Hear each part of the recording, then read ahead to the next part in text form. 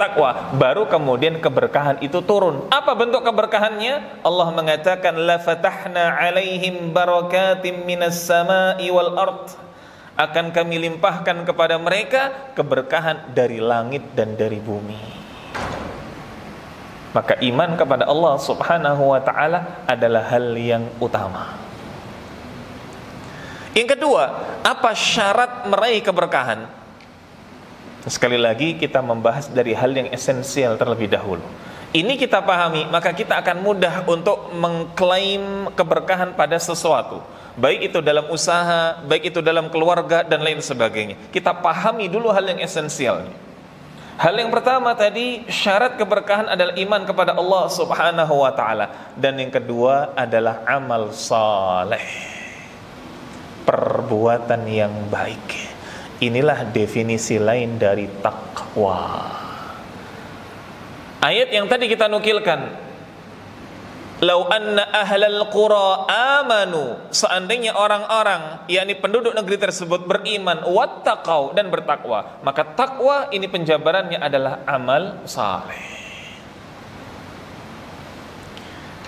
Maka orang yang beriman tapi kalau dia tidak beramal saleh, dia muslim tapi kemudian yang dia lakukan, yang dia upayakan adalah bukan perkara yang halal, dia sebagai apa?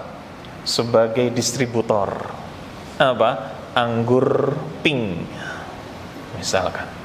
Apakah kemudian dikatakan ia adalah owner yang bisnisnya diberkahi? Tidak. Sebaliknya, seseorang yang dia hanya berfokus kepada amal saleh saja tapi tidak dilandasi dengan iman pun juga sama. Tidak bisa dikatakan keberkahan ada dalam dirinya maupun bisnisnya. Harus dua hal ini ada dalam diri orang tersebut, iman dan amal saleh. Para jamaah sekalian, Allah Subhanahu wa ta'ala menceritakan bagaimana ahlul kitab yang hidup di zaman Nabi sallallahu alaihi wasallam.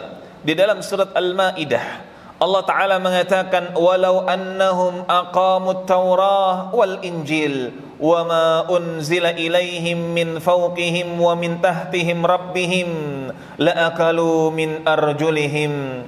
Seandainya orang-orang dari kalangan Bani Israel, dari ahlul kitab yang hidup di zaman Nabi sallallahu alaihi wasallam, berarti mengamalkan Tauratnya, berarti mengamalkan Injilnya, dia tidak beriman, dia tidak menjadi pengikut Nabi Muhammad sallallahu alaihi wasallam, tetapi mereka mengikuti Taurat dan Injil di zaman itu, ketika Taurat dan Injil masih belum banyak distorsi, masih belum banyak perubahan. Apa yang Allah Subhanahu wa ta'ala katakan? Niscaya akan mereka dapati makanan itu min tahti rabbihim la'akalu min arjulihim. Mereka akan dapati makanan itu dari atas dan dari bawah, bahkan kemudian dari bawah kaki mereka. Keberkahan itu ada ketika mereka apa? Ketika mereka taat, menjalankan aturan.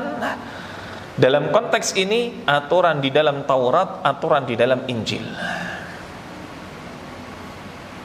Para jamaah sekalian, inilah dua hal yang menjadi syarat keberkahan. Sehingga jangan mudah mengklaim keberkahan hanya sesuatu yang menguntungkan. Oh, saya dapat untung ini, berkah berarti. Oh, saya dapat kebaikan ini, berkah berarti. Ingat, tadi kita telah sampaikan bagaimana definisi yang tepat tentang berkah. Bukan sekedar ada kebaikan, tetapi kathratul khair, banyaknya kebaikan. Dan bukan hanya kebaikan yang sesekali, tetapi luzum, terus ada kebaikannya. Baik. Para jamaah sekalian, saudara-saudariku yang mencintai sunnah dan dicintai oleh Allah Azza wa Jal, ketika kita membahas tentang bagaimana keberkahan, maka hal yang tidak boleh kita lupakan adalah sebab mengapa keberkahan hanya bisa didapatkan dengan iman dan amal saleh. Karena keberkahan datangnya dari Allah Subhanahu wa ta'ala. Ustadz, kenapa kok keberkahan itu bukan sesuatu yang sekedar baik saja? Kenapa keberkahan itu bukan sesuatu yang dikatakan membawa maslahat saja? Pokoknya di sana membawa maslahat, maka dikatakan berkah. Kenapa tidak demikian? Kok jelimet sekali? Kenapa kok harus dengan dua syarat, iman dan juga amal saleh? Jawabannya satu. Kenapa? Karena keberkahan itu datangnya dari Allah. Dan tidak mungkin Allah subhanahu wa ta'ala meridai perbuatan yang tidak baik. Ada sebuah ayat, yang ayat ini insya Allah tidak sedikit di antara kita telah menghafalnya. Namun sayang banyak yang tidak meresapi bahwa ayat ini dijadikan sebagai landasan bahwa keberkahan itu ada, semuanya berasal dari Allah subhanahu wa ta'ala, bukan sekedar kebaikan menurut sudut pandang kita. Bukan hanya sekedar kita menganggapnya baik lalu kita bisa klaim keberkahan, tidak. Allah subhanahu wa ta'ala mengatakan di dalam surat Ali Imran, Allah mengatakan, Qulillahumma malikal mulki tu'til mulka man tasha' wa tanzi'ul mulka mimman tasha' wa tu'izzu man tasha' wa tudhillu man tasha' biyadikal khair. Di garis bawah lafal biyadikal khair. Allah subhanahu wa ta'ala mengatakan, katakanlah, Allahumma malikal mulk tu'til mulka man tasha' wa tanzi'ul mulka mimman tasha'. Katakanlah, Allah subhanahu wa ta'ala yang memiliki kerajaan, Engkau ya Allah berikan kerajaan kepada siapa yang Engkau kehendaki, dan Engkau cabut kerajaan kepada siapa yang Engkau kehendaki. Wa tu'izzu man tasha' wa tudhillu man tasha'. Engkau berikan kemuliaan kepada siapa yang Engkau kehendaki, dan Engkau pun berikan kehinaan kepada siapa yang Engkau kehendaki. Kenapa? Biyadikal khair. Di tanganmu lah semua kebaikan. Maka khair di sini para ulama mengatakan inilah yang disebut sebagai berkah. Biyadikal khair ay biyadi Rabbuna tabaraka wa ta'ala al-barakah. Di tanganmu lah ya Allah kebaikan, di tanganmu lah ya Allah yakni keberkahan. Sehingga wajar ketika Allah tetapkan syarat keberkahan itu bukan sebuah syarat yang sepele. Harus berdasarkan keimanan, harus berdasarkan amal saleh, harus. Bukan sesuatu yang sepele. Baik, para jamaah sekalian, sehingga kita pun sudah bisa tahu kalau memang Allah lah subhanahu wa ta'ala yang memberikan kepada kita keberkahan dengan syarat yang juga ditetapkan oleh Allah, maka tidak bisa kita untuk meraih keberkahan kok dengan cara yang asal-asalan. Tidak bisa. Untuk meraih keberkahan kok kemudian kita meraih jalan pintas, tidak bisa. Apa? Contoh ngalap berkah yang salah. Contoh ikhtiar meraih keberkahan tetapi salah. Apa contohnya? Bahkan hal ini tidak luput dilakukan oleh orang-orang yang mengunjungi Baitullah atau mengunjungi Masjid Nabawi. Bertabarruk dengan apa? Bertabarruk dengan kiswah Ka'bah, atau bertabarruk dengan apa? Kuburan Nabi sallallahu alaihi wasallam. Ini ngalap berkah yang keliru. Saya dapatkan sumber keberkahan untuk bisnis saya langsung dari tanah suci. Apa itu? Potongan kiswah. Perlu dicatat para jamaah sekalian, teman-teman yang mencintai sunnah dan dicintai oleh Allah Azza wa Jal. Kalau ada yang kemudian memberikan sebuah iklan, yakni keberkahan langsung dari tanah suci. Apa itu? Kain kiswah. Ini sesuatu yang secara logis bisa dengan mudah didapatkan. potongan kain kiswah ini sesuatu yang diperjualbelikan. Jadi kain kiswah ketika kemudian setiap tahun ini diganti, maka di sana memang ada dipotong dan ada kemudian dijual, tetapi dengan syarat apa? Tidak digunakan sebagai ajang tabarruk. Ini diperjualbelikan. Kenapa? Karena memang dijadikan sebagai apa? Sebagai hiasan. Tujuan utamanya adalah zina. Sehingga jangan kemudian menganggap istimewa, oh si fulan, Kiai A, Ustadz B, Habib C, dia punya kain kiswah di rumahnya, dia adalah orang yang diberkahi. Jangan kemudian menganggap itu sesuatu yang luar biasa. Antum pun bisa punya kain kiswah.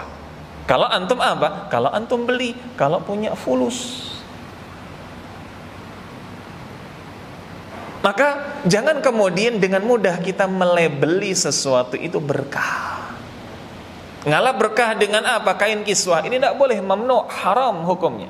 Begitu pula apa? Ngalap berkah dengan mengunjungi kuburan Nabi sallallahu alaihi wasallam, lalu kemudian mengusap-ngusap di dindingnya, lalu kemudian dengan dinding yang diusap-usap di tangan kita, lalu kemudian kita usap-usapkan tangan itu ke pakaian kita, jadilah pakaian kita pakaian yang diberkahi. Maka setiap kita buka toko, kita pakai pakaian tersebut, jadilah kemudian toko kita diberkahi. Ini sesuatu yang gedabrus, ini sesuatu yang la aslalahu, tidak ada dasarnya. Maka banyak sekali keberkahan-keberkahan yang berdasarkan perkara haram seperti ini yang diklaim sebagai keberkahan, padahal itu kebatilan. Dan ini jelas sesuatu yang tidak boleh. Yang kedua, contoh ngalap berkah lainnya yang notabene sering terjadi. Tabarruk dengan orang saleh yang sudah meninggal. Apa? Tabarruk dengan orang saleh yang sudah meninggal. Apa contohnya? Tabarruk dengan kuburan Kiai Fulan, Gus Fulan, Ustadz Fulan, Habib Fulan, Syekh Fulan. Wallahi ini bentuk pembodohan. Ini bukan tabarruk. Ini bukan tabarruk. Walaupun kemudian dia dikunjungi oleh banyak orang dari seluruh penjuru, walaupun kemudian dia dipenuhi dengan banyak peziarah, tapi hakikatnya bertabarruk dengan orang saleh ini boleh, tetapi orang saleh yang hayyun wa hadirun, orang saleh yang dia hidup dan orang saleh yang hadir, bukan orang saleh yang sudah meninggal.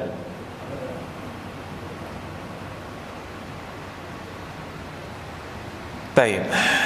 Berikutnya, termasuk kemudian bentuk ngalap berkah yang keliru, tabarruk yang keliru. Apa itu? Yakni tabarruk dengan jamad, tabarruk dengan benda mati seperti pohon, batu dan yang semisalnya. Tolak ukurnya apa? Tolak ukurnya sesuatu yang tidak berdasarkan dalil. Memang di sana ada benda mati yang ia bisa membawa keberkahan, tapi berdasarkan dalil. Apa contohnya? Benda mati yang memang di sana membawa keberkahan. Apa contohnya? Benda mati, tapi dia membawa keberkahan, namun berdasarkan dalil yang sahih. Apa contohnya? Ma'uz Zamzam, air Zamzam. Ini jelas air yang diberkahi. Nabi SAW mengatakan ma'uz zamzam lima syuribalah, air zamzam itu sesuai dengan apa yang diniatkan oleh peminumnya. Maka ketika peminumnya ini niatkan untuk sehat, untuk kuat, maka insya Allah dia akan mendapatkan sesuai dengan apa yang niatkan.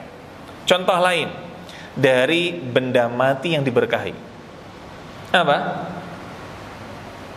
Ajwah, kurma ajwah. Nabi SAW mengatakan, barang siapa yang dia memakan 7 butir kurma ajwa di setiap pagi, maka akan terhalang dari segala bentuk sihir. Ini sesuatu yang apa? Sesuatu yang diberkahi. Sesuatu yang diberkahi. Baik. Ikhwatal iman, ahabakumullah, para jamaah sekalian. Dari sini hal yang esensial dari barakah insyaallah telah kita pelajari.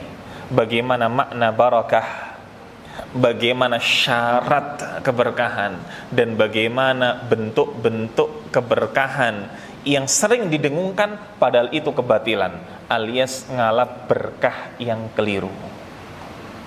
Ini.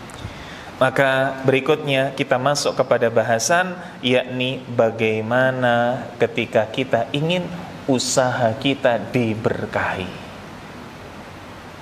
Di awal tadi kita sampaikan bahwa keberkahan inilah yang mestinya menjadi goal kita, namun sayang sekali sering dikalahkan dengan sebuah cuan.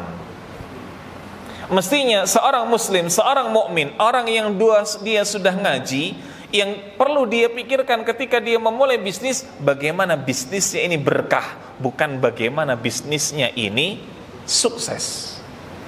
Karena sekedar sukses saja belum tentu barakah.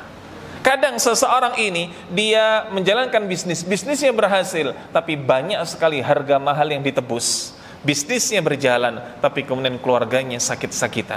Bisnisnya jalan, tapi kemudian orang tuanya meninggal. Bisnisnya jalan, tapi pendidikan anaknya amburadul. Ini luar biasa. Ini perlu introspeksi. Apakah sukses dalam bisnisnya itu berbanding lurus dengan keberkahan? Maka yang tepat, goal seorang muslim, goal seorang mukmin dalam merintis usaha adalah berkah, bukan cuan. Adalah berkah, bukan cuan. Baik. Apa saja yang perlu diupayakan bagi seorang mukmin untuk meraih keberkahan di dalam apa? Di dalam usahanya. Apa cara meraih keberkahan dalam usahanya? Ada banyak sekali poin yang bisa kita sampaikan di sini. Namun hal yang paling utama ada pada sebuah hadis yang hendak kita bedah bersama-sama. Ini adalah hadis yang sahih dari sahabat Abdullah bin Mas'ud radhiyallahu an, dikeluarkan oleh Imam Muslim. Nabi kita yang mulia sallallahu alaihi wasallam bersabda,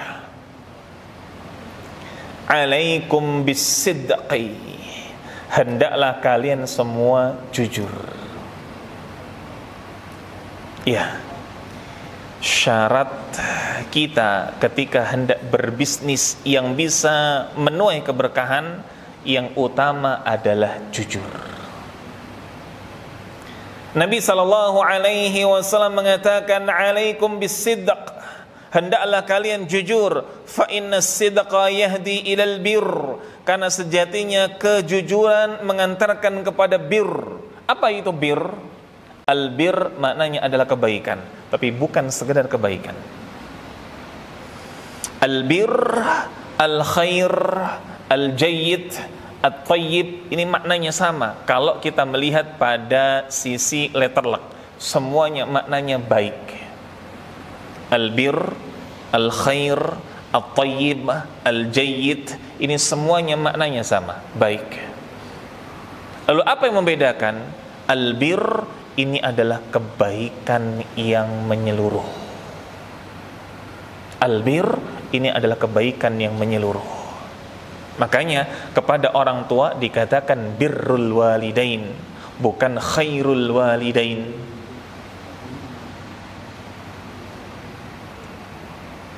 Sebagian ulama juga mengkaitkan bahwasanya al-bir inilah takwa. Maka Nabi SAW mengatakan hendaklah kalian ini jujur. Kenapa? Karena jujur mengantarkan kepada kebaikan yang menyeluruh. Dan tentu saja di dalam sebuah usaha, dagang, bisnis, entrepreneur, maka jelas kita butuh kebaikan secara menyeluruh.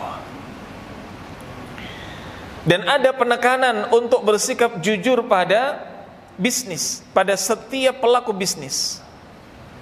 Di dalam sebuah hadis yang lainnya, Nabi SAW mengatakan, "Innat tujjar yub'atsuna yaumal qiyamah fujjaran." Sejatinya para pedagang kelak dibangkitkan oleh Allah di hari kiamat dalam keadaan fujjar. Apa itu fujjar? Fujjar ini fajir. Semua pedagang, kata Nabi SAW, akan dibangkitkan kelak di hari kiamat dalam keadaan fujjar, sebagai orang fajir, orang jahat. Loh, kok bisa Ustaz? Jangan-jangan hadisnya dhaif. Hadisnya sahih, riwayat Imam Tirmidzi. Lalu Nabi SAW melanjutkan, illa, kecuali manittaqa wa barra wa sadaqa, kecuali orang yang ia bertakwa kepada Allah Subhanahu wa taala, wa barra, dan juga orang berbuat baik, wa sadaqa, dan juga orang jujur. Perhatikan, semua pedagang, wahai antum dan antuna sekalian yang saat ini berprofesi sebagai pedagang atau yang bercita-cita sebagai pedagang, camkan betul-betul hadis ini. Semua tujar, semua pedagang kelak akan dibangkitkan oleh Allah Subhanahu wa taala sebagai fujjar, sebagai orang fajir, orang jahat. Illa, kecuali manittaqa, orang yang bertakwa kepada Allah, wa barra, dan orang yang berbuat baik, wa sadaqa, dan orang yang jujur. Maka pedagang yang dia tidak bertakwa, dia akan fajir, dibangkitkan dalam keadaan demikian. Seorang pedagang yang dia tidak berbuat baik, dia akan dibangkitkan dalam keadaan fajir. Seorang pedagang yang ia tidak jujur, dibangkitkan dalam kondisi fajir. Seberapapun menguntungkan, seberapapun cuan dagangannya. Maka jujur ini perkara yang mutlak dari sebuah owner usaha. Harus dan tidak boleh tidak bisa ditawar-tawar. Nah, dalam hadis yang lainnya, Nabi SAW mengajarkan kepada kita untuk bersikap jujur bahkan dengan totalitas. Dalam sebuah riwayat disebutkan, anna Rasulullah sallallahu alaihi wasallam marra ala subrati at-ta'am fa adkhala yadahu fiha. Satu saat Nabi sallallahu alaihi wasallam ini menjumpai seorang pedagang makanan yang makanannya itu bertumpuk. Apa makanan yang bertumpuk? Misal jual jagung rebus, makanan yang bertumpuk. Fa adkhala yadahu, Nabi sallallahu alaihi wasallam memasukkan tangannya kemana? Ke dalam tumpukan makanan tersebut. Dan disebutkan fanalat asabi'uhu balalan, maka beliau mendapati tangannya, tepatnya jari-jari beliau basah. Artinya tumpukan tersebut dalamnya basah. Makanan ini dijual, ditumpuk, dari luar tampaknya baik, dari luar tampaknya kering, tapi kemudian ketika beliau memasukkan tangannya ternyata basah. Sebagian mengatakan ini adalah kurma, maka berarti kurmanya ini kurma yang apa? Kurma yang tamar, kurma yang sudah matang, tapi ketika beliau memasukkan tangannya di sana ada rutab. Sebagian mengatakan ini adalah syair, gandum.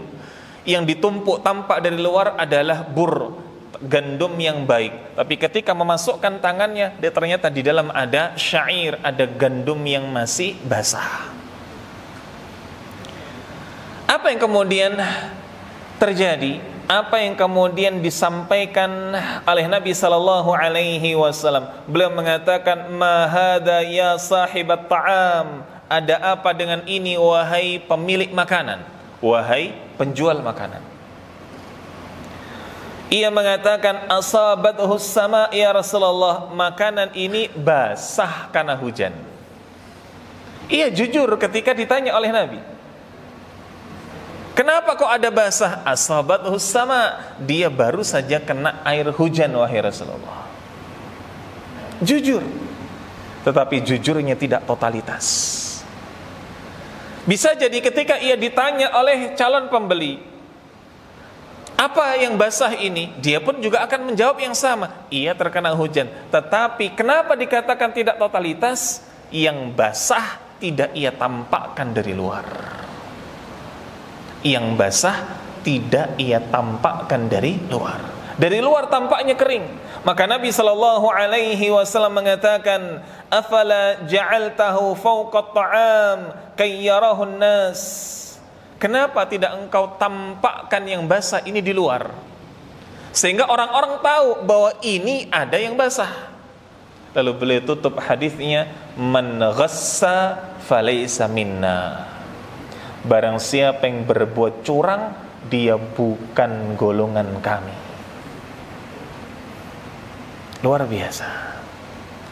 Maka kejujuran yang ditekankan oleh beliau sallallahu alaihi wasallam kepada pedagang yang ingin mendapatkan keberkahan, jujur yang totalitas, bukan sekedar jujur.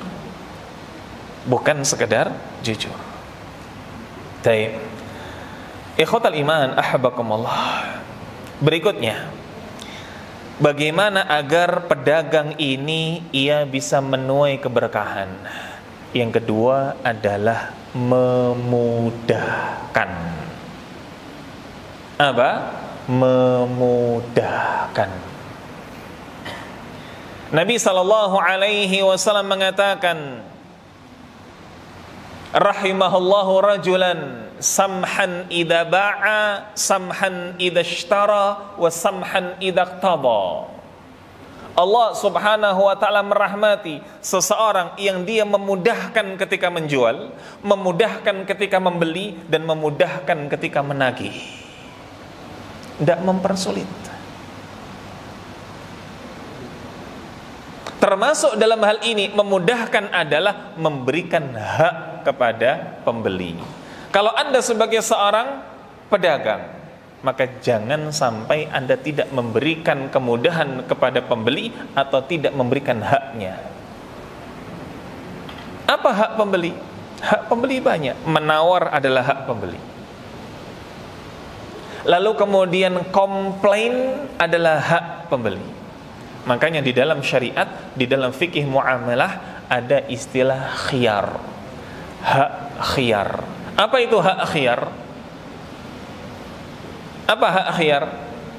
Yang pedagang di sini, yang sudah merintis usaha, apa itu hak khiyar? Dalam jual beli, hal yang tidak boleh dilupakan adalah hak khiyar, hak pilih.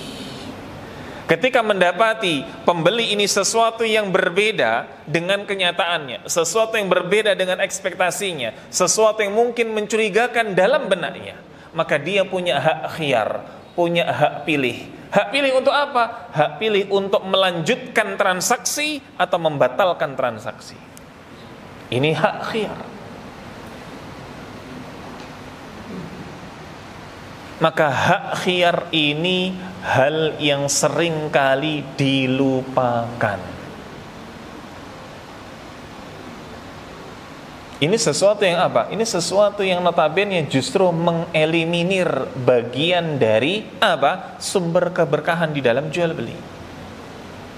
Sering didapati, yakni bagaimana barang yang sudah dibeli tidak bisa dikembalikan. Betul? Ada tulisan, pemberitahuan, memo yang seperti itu.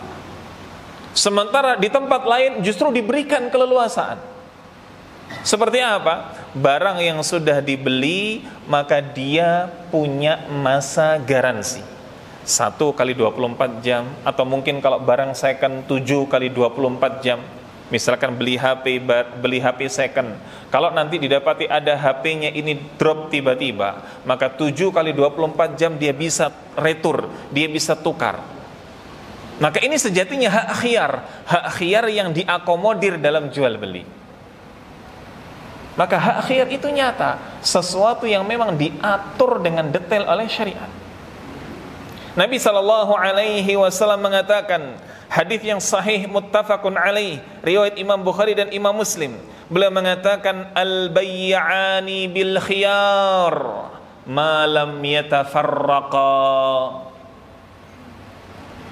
Penjual dan pembeli, dua pelaku akad ini memiliki hak khiyar, memiliki hak pilih ma lam yatafarraqa, selama belum berpisah. Ini sering dikenal dengan khiyar majlis. Boleh seseorang ini dia memutuskan untuk tidak jadi beli apa yang dia telah beli selama dia belum berpisah, walaupun sudah transaksi. Ini namanya khiyar majlis. Apa contohnya? Contoh khiyar majlis yang sering kita dapati di minimarket, supermarket. Ketika ada tulisan bahwa menghitung uang receh harap dilakukan di depan kasir, atau komplain terhadap kembalian tidak bisa dilakukan di luar kasir. Artinya orang ketika kemudian disusui, dikasih kembalian oleh kasir, maka hendaklah dia hitung itu di depan kasir. Kalau dia sudah berpisah, berarti dia sudah yatafarraqa, dia sudah keluar dari majelis, maka tidak lagi bisa dihitung persaksian. Ini namanya khiyar majelis. Atau barang, ketika kemudian barang ini sebelum dia berpisah dicek dulu. Ketika misal membeli makanan, dicek dulu oleh kasirnya, ini expired tanggal sekian. Minuman, ini expirednya tanggal sekian ya kak. Ini upaya untuk apa? Upaya untuk menegaskan, benar tidak engkau beli ini, benar-benar ingin kau beli, expirednya tanggal sekian. Karena kalau sudah berpisah, maka tidak bisa lagi komplain. Ini namanya khiyar majelis.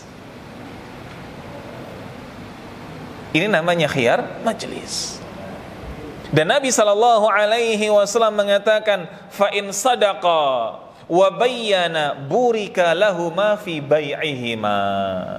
Kalau dua pelaku akad tadi, dua pelaku transaksi tadi, penjual dan pembeli, sadaqah, dia berdua jujur, wa bayyana, dan sama-sama menerangkan, sama-sama terus terang, barang ini ada cacatnya A, barang ini ada cacatnya B, dia bayyana, dia jelaskan itu.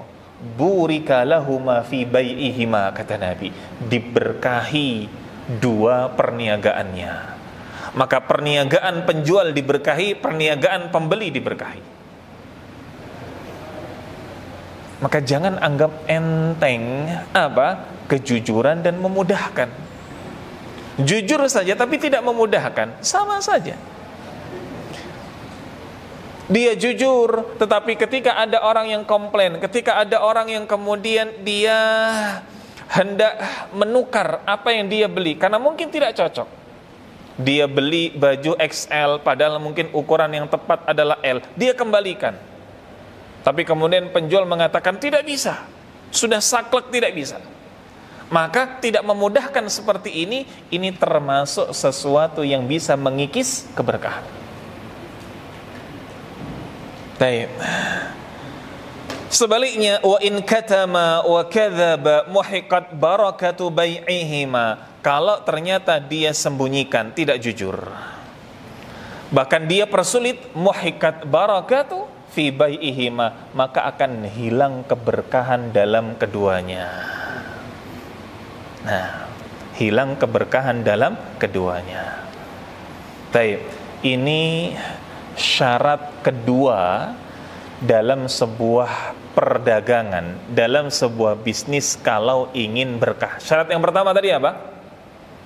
Syarat yang pertama, jujur. Syarat yang kedua, memudahkan. Syarat yang ketiga, atau bisa diistilahkan yakni cara dalam bisnis bisa meraih keberkahan, jujur, memudahkan, dan yang ketiga, tidak obral sumpah. Dalam bahasa lain, tidak obral janji walaupun benar.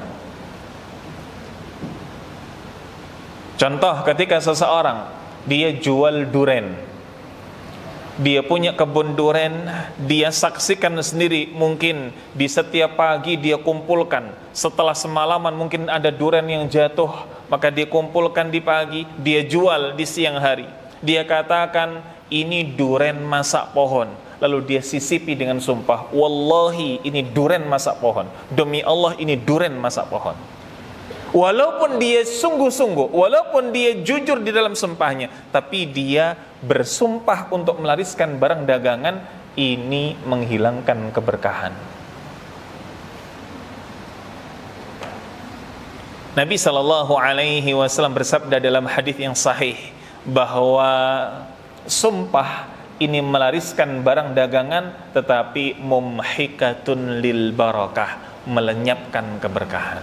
Kenapa?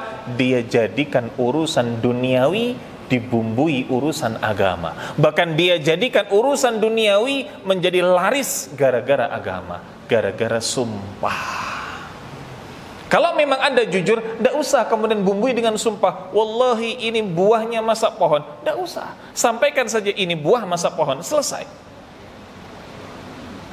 Maka bermain-main dan bermudah-mudahan dalam sumpah untuk urusan duniawi, lebih-lebih untuk urusan supaya cuan, ini sesuatu yang mumhikatun lil barakah, menghilangkan keberkahan, kata Nabi SAW.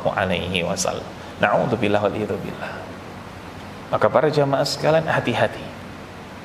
Banyak sekali di antara kita menganggap bahwasanya yang penting saya kan sumpah. Benar, sumpah ini sesuatu yang memang dipersyaratkan atau disyariatkan di dalam Islam.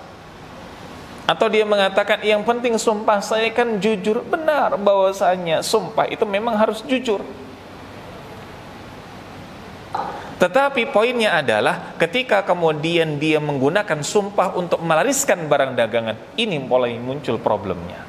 Ini perkara yang bisa menghilangkan keberkahan di dalam bisnis. Maka hati-hati, jangan bermudah-mudahan di dalam bisnis. Bisnis itu untuk meraih goal yang terbaik, yakni goal berupa berkah, ada aturannya. Dan aturannya tidak bisa kemudian hanya mengandalkan profesionalisme.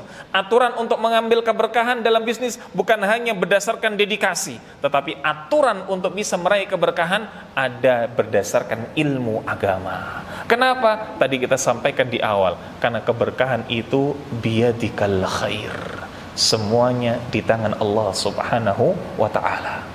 Wallahu a'lam bishawab. Ini mungkin para jamaah sekalian hal yang bisa kita sampaikan di sore hari ini, yakni bagaimana kiat dan bagaimana untuk memprioritaskan barakah daripada sekedar cuan. Wallahu a'lam bishawab. Sampai di sini, kalau ada yang mau ditanyakan, tafadhal. Alhamdulillah, selanjutnya kita masuki sesi tanya jawab. Baik, bagi para jamaah yang ingin bertanya dapat langsung angkat tangan dan langsung bertanya kepada Ustaz. Atau jika tidak ada, mungkin bisa kita bacakan pertanyaan dari kertas.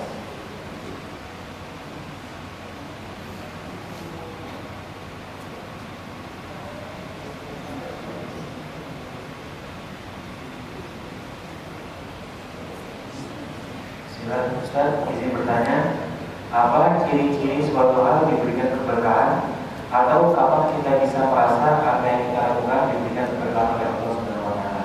Baik. Bismillah, alhamdulillah, wassalatu wassalamu ala rasulillah wa ala alihi wa sahbihi wa mawalah, wa la hawla wa la quwwata illa billah. Apa ciri sesuatu itu diberkahi? Dan bagaimana cara kita mengetahui apa yang sedang kita upayakan adalah sesuatu yang diberkahi? Jelas, kenapa di awal tadi kita sebutkan hal yang awal dari hal yang esensial, yakni kita mulai dari makna atau definisi dari barakah. Kita mulai dari syarat utama diberikannya keberkahan. Ini merupakan sesuatu yang bisa dijadikan indikator.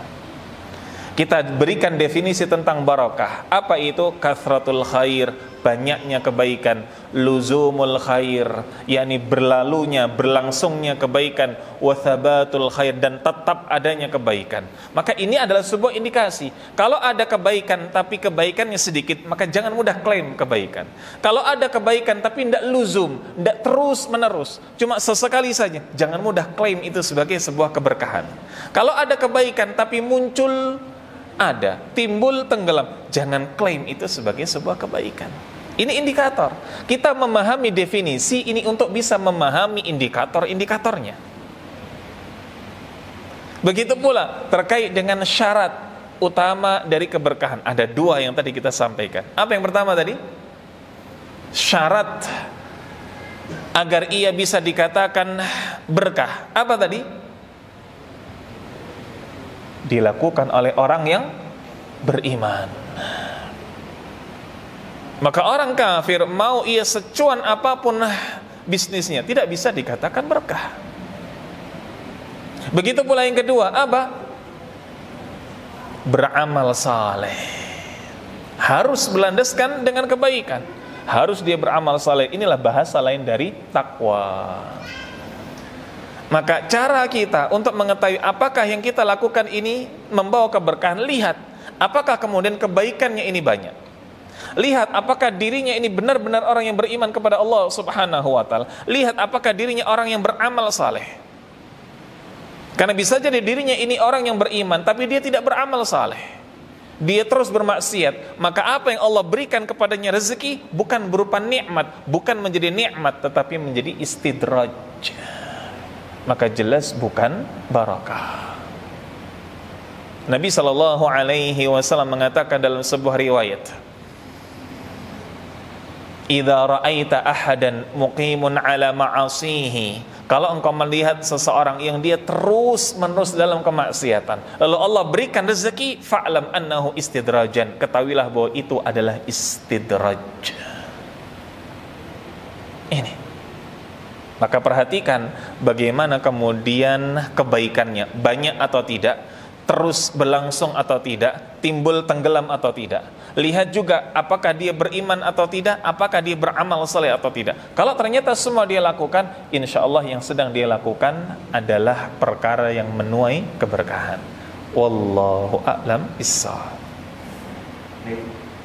Saya bertanya ke pertanyaan selanjutnya, apakah jika seseorang tidak jujur dalam berdagang, apakah termasuk dosa zalim pada orang yang mana harus meminta maaf secara langsung?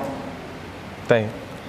Alhamdulillah wassalatu wassalamu ala Rasulillah wa ala alihi wa sahbihi wa mawalah wa la haula wa la quwwata illa billah.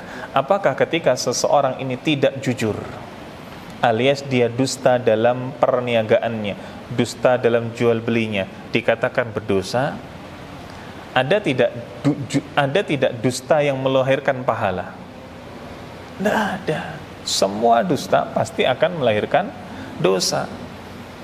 Nah, kecuali ketika kita membahas tentang dosa yang diperbolehkan, seperti dosa mendamaikan dua pihak yang berselisih, dusta mendamaikan pihak yang berselisih, atau dusta dalam rangka peperangan, atau dusta dalam rangka apa? Dalam rangka pergaulan suami dan istri. Ini dusta yang diperbolehkan. Tapi selain tiga perkara ini, semua dusta ini adalah melahirkan dosa. Maka begitu pula ketika dalam bisnis, kok dia berdusta? Dia katakan ini barang apa? Barang grade A padahal grade B. Ya jelas dia berdosa. Apakah dia harus meminta maaf kepada pembeli yang telah bertransaksi dan entah berada di mana? Perlu dibedakan antara keabsahan jual beli dan keberkahan jual beli. Ini dua hal yang berbeda. Kalau keabsahan jual beli ini bisa didapatkan dengan apa? Dua belah pihak yang saling ridha, maka sah jual beli. Ketika ada dua pihak yang bertransaksi lalu kemudian saling ridha, ada kemudian akad yang dilakukan, saya beli dan saya jual, ada tukar menukar barang yang sudah terjadi, maka jual belinya sah. Tapi tentang keberkahan ini sesuatu yang berbeda. Keberkahan ini tadi berdasarkan kejujuran, sesuatu yang memudahkan, tidak obral janji dan lain sebagainya. Maka kalau kemudian motivasi dia untuk apa? Motivasi dia untuk meminta maaf supaya jual belinya sah, tidak perlu. Kenapa? Karena jual belinya bahkan telah sah walaupun dia dusta. Tapi jual belinya tidak diberkahi karena dia dusta. Wallahu a'lam bissawab. Nah, pertanyaan selanjutnya, Ustaz. Ustaz, apakah harta yang dulunya pernah kita dapatkan dengan cara yang haram atau tidak berkah boleh kita manfaatkan? baik. Alhamdulillah wassalatu wassalamu ala Rasulillah wa ala alihi wa sahbihi wa mawalah wa la haula wa la quwwata illa billah. Apakah harta yang dahulu kita terima, dahulu kita peroleh, bahkan dahulu kita ikhtiarkan dengan cara yang haram, hari ini kita manfaatkan, ini bisa membawa keberkahan? Jawabannya tidak. Kalau dari perkara yang dia notabene haram lalu bisa melahirkan keberkahan, maka akan rusak definisi dari keberkahan. Kalau di sana ingin dikatakan berkah, ya harus berdasarkan sesuatu yang baik. Seandainya dari perkara yang haram bisa melahirkan keberkahan, niscaya orang-orang akan berlomba-lomba untuk korupsi. Saya mau korupsi sebanyak-banyaknya, nanti saya akan hilangkan korupsi dengan pergi haji dengan dana korupsi. La haula wala quwwata illa billah. Tidak akan bisa. Maka keberkahan jelas harus berdasarkan sesuatu yang baik. Apakah kemudian bisa dimanfaatkan perkara atau harta yang haram ini bisa dimanfaatkan dengan apa? Takhallus. Apa takhallus ini? Membuang harta tersebut bukan dengan sedekah, tetapi apa? Untuk fasilitas-fasilitas umum, kemaslahatan-kemaslahatan umum. Misal fasum, misal sumur untuk masyarakat. Ini bisa menggunakan dana riba, dana syubhat, ini bisa. Niatnya bukan sedekah, tetapi takhallus, mengikhlaskan sesuatu yang apa? Syubhat atau haram dari harta-harta kita. Wallahu a'lam bissawab. Pertanyaan selanjutnya, bagaimana jika kita sudah menempuh ikhtiar maksimal dan sebaliknya menjaga usaha dari hal-hal yang diharamkan, namun pada Allah usaha tersebut, apakah arti kegagalan tersebut? Baik. Alhamdulillah wassalatu wassalamu ala Rasulillah wa ala alihi wa sahbihi wa mawalah wa la haula wa la quwwata illa billah.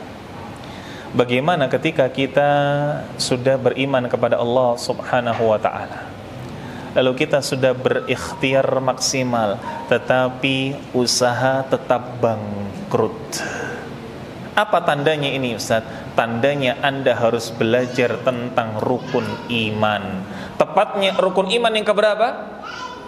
Rukun iman yang terakhir. Al-iman bil qadari khairihi wa syarrih. Beriman kepada takdir Allah. Takdir yang baik menurut kita ataupun yang buruk menurut kita. Kita harus beriman. Tidak semua orang yang kemudian dia beriman lalu berikhtiar semuanya sukses. Tidak semuanya. Kalau kemudian semua orang yang beriman dan berikhtiar semua usahanya sukses, tidak akan ada nyun sewu apa? Tidak akan ada penjajah-penjajah koran di perempatan. Tidak akan ada tambal-tambal ban. Kenapa? Semuanya tidak pingin jual koran, semuanya tidak pingin tambal ban. Semuanya pingin punya apa? Semuanya pingin punya toko ban. Semuanya pengen punya advertising. Tidak ada. Yang namanya rezeki sudah dibagi. Ada yang kaya, ada yang miskin. Yang membedakan adalah bagaimana ketika kita miskin tetapi dengan iman, ini jauh lebih baik, jauh lebih mulia daripada miskin tapi tidak dengan iman. Ini. Wallahu a'lam bissawab. Lanjut ke pertanyaan selanjutnya atau sudah pertanyaan besar. Assalamualaikum warahmatullahi wabarakatuh. Jika Anda dulu pernah jual barang misal sepatu dan Anda baru sadar sepatu itu mengandung pribadi setelah jual itu terjadi, dan keuntungannya sudah terpakai. Bagaimana nasihat Ustaz untuk membersihkan harta anak di waktu sekarang? Baik. Alhamdulillah wassalatu wassalamu ala Rasulillah wa ala alihi wa sahbihi wa mawalah wa la haula wa la quwwata illa billah. Bagaimana ketika kita pernah bertransaksi yang ternyata secara zat barang tersebut najis. Pernah jual sepatu mengandung bulu babi. Yang akhwat pernah menjual tas terbuat dari kulit ular misal. Atau menjual sabuk dari kulit harimau, atau menjual permadani dari kulit singa misalkan, dari kulit-kulit hewan yang notabene la ma'kula lahma, tidak dimakan dagingnya. Jelas ini adalah perkara yang najis. Bagaimana ketika kita pernah bertransaksi demikian? Apakah kemudian dihukumi sebagai transaksi yang tidak sah? Jawabannya iya, dia transaksi tersebut transaksi haram. Lalu bagaimana solusinya? Harus harus ditakhallus. Kembali kepada makna tadi takhallus, mengikhlaskan atas apa-apa yang kemudian perkara haram atau syubhat dalam diri kita. Niatnya bukan sedekah tetapi takhallus. Wallahu a'lam bissawab.